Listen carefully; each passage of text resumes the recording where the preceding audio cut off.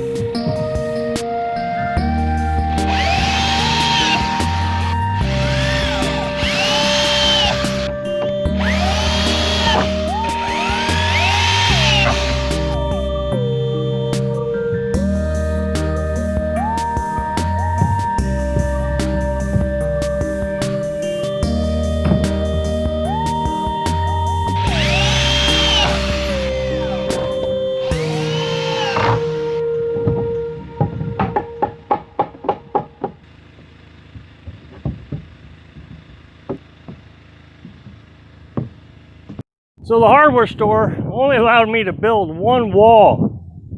That's all they're going to allow. Before I get into that though, let me explain to you what's going on with my tiny house. Well, as you can see, I got one of the walls built on my little tiny house. So let me explain. I'll back up a little bit and tell you what we've gotten done so far. So what we have here is we have a mobile home trailer. Mobile home trailer used to go all the way back to, we had to tear down the mobile home. It was mostly demolished anyways, and it was messed up and pretty rotted, and so we had to clean all that, the remainder of the skeleton left, took it all out of here. You can see over here that we still have the tin metal roof from the trailer. We're going to have some guy come out and pick this up, but it had a couch in there and a bed and clothes. The trailer was here. The last time it was lived in was 1975. So once we got the trailer cleaned off, we cut the trailer right there. The reason we did was the neighbor was a little bit, he wasn't aggravated at us. He's been dealing with us for a while, but in 2004, they changed the law and said that you had to be so many feet away from the property line in order to build anything. Well, he had a trailer right next to his property line. He felt like the guy who owned this place before should have removed the trailer because it was falling apart anyways, and he wants to hang a fence over there. So he come down and he talked to me about it, and I said that's fine. I mean, we're not going to use that much trailer anyways. We'll cut it here. This is going to be our porch, and then we built the deck to our tiny house right here. It's 16 by 12 feet wide. We'll put the front door right here.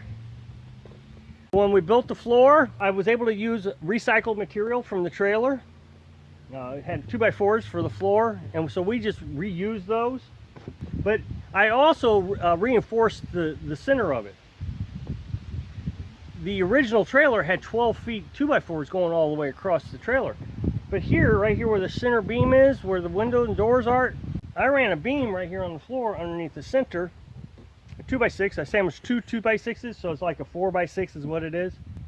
So it's really good and strong. the thing you have to realize is this is going to be a single story house that is going to be 12 feet by 16 feet. It's just not that heavy.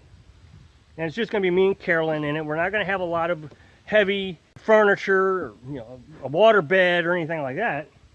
Now, our goal is to spend $5,000 on the tiny house. And so we'll just spend $500 a month, which is 10 months to build a tiny house. What we're trying to do is consider it like rent. That way we don't overstrain our savings account.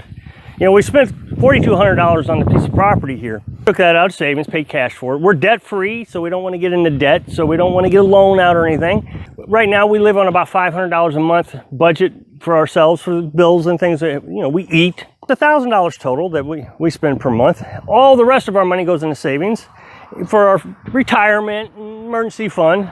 Now, one of the biggest expenses that we were going to have to deal with was the doors and the windows. The doors, the cheapest door I could find at Lowe's was like $179. Well, we have a door here that I've showed in a previous video. It's way down here on the bottom that we got for 50 bucks. I think it was 50 bucks. And a lot of people told me they have that exact door, you know, in my comment section, that it's a $500 door. So, I mean, we saved a massive amount. And then we got 3 windows. The one window is $80, another one was $40, and another one was $55.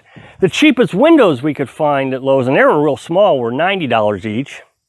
And then we got the storm door for 40 bucks. So we have saved, I think, $700 on doors and windows. Now today, you saw me putting this together. What I decided to do, because of cost, and I'm going to explain to you what's going on here. This is crazy. So I went with 2x6s. Now I went with several suggestions on the comment section, as well as my father, who has been building houses forever.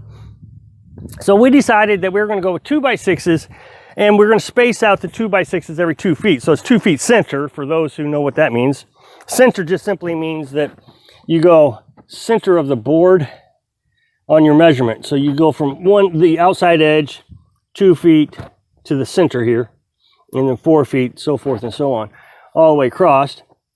Now, normally you would go 16-inch center, but that's with 2x4s. With 2x6s, I think with the amount of weight we're going to have on this, it's going to be fine.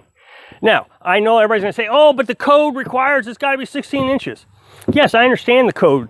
You know, if I was building this to a code, then I would have to go 16. I don't have to build this to code. There is no code to it. In order to be code, you got to have 800 square feet house. Everything under 400 square feet, you don't even have to get a permit for. And so this is 200 square feet. And I don't see this being a safety issue. This is going to have plenty of strength. It's 2x6s. It's going to be massive. Now, I did not install the window yet, just so you know. I've just laid it in here so I could get it framed out accurately. And I laid it on its side. And we really like the idea of laying this on the side. We got another one the same size as this, except it doesn't open. And so we wanted to lay this on its side so there was a nice long span of window here. So let me talk to you about why they're only allowing me to build one wall. In a previous video, I told you that Home Depot and Lowe's was out of wood. Whatever they had available was already reserved, I guess from contractors. They told me to come back in a month and they should have some more. Hopefully they'll have more. There's a lumber shortage. What happened was the hardware stores were considered essential business, so all the DIYers went out there and bought up all the lumber. Well, the people who actually manufactured the lumber, the sawmills, wasn't considered essential business, so they're behind. So I called my local hardware store, just a mom and pop hardware store, and I said, do you have any? Now, this was a few days ago, and they said, no, we're supposed to be getting the shipment in soon. They said, we can give you a call as soon as we get some in. Well, this morning, they gave me a call. Well, I didn't even hesitate. I went over there, I asked how much it was, and it was double the price from what it was just a month ago. So I spent way too much for this one wall. Now, I felt guilty because they reserved it.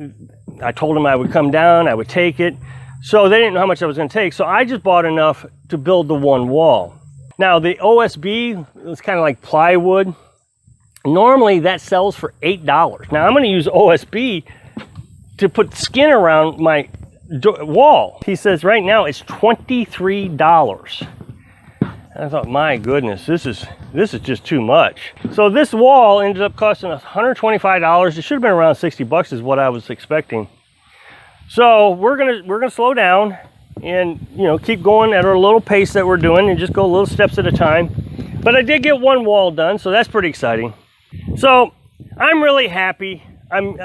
Even if we don't get it built in the 10 months, which it doesn't look like we're going to get built, I'm happy that we're in the camper. I'm enjoying life so much. Off-grid living has been a really good experience for me. I'm always happy. I'm never worried about anything anymore. When the prices come down, maybe I'll get some more wood and we'll build another wall. I hope I can encourage you to live your dream and do it at a budget that you can afford. Thanks for watching.